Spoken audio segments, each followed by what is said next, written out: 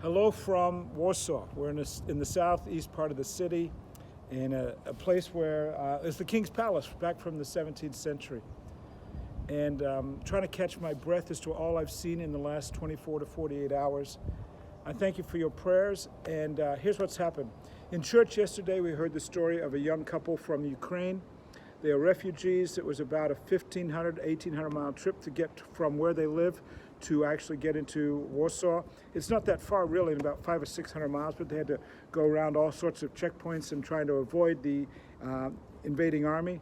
Little baby, about 8 months old. It was quite moving to see them on stage thanking the congregation for their support and care.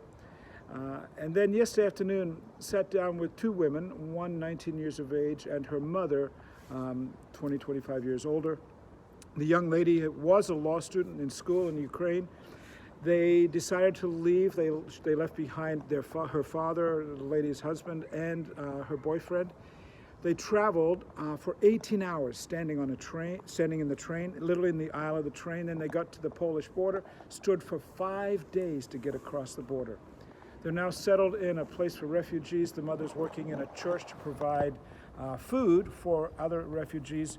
And the young woman made a statement that's really caught my attention. She said, you know, my dad is a war correspondent and has been for 28 years.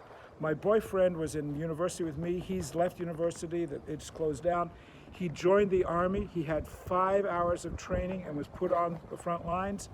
And my dad is worried for him because as a war correspondent, he said, you know, the enemy, there are worse things they do to people than causing you to die.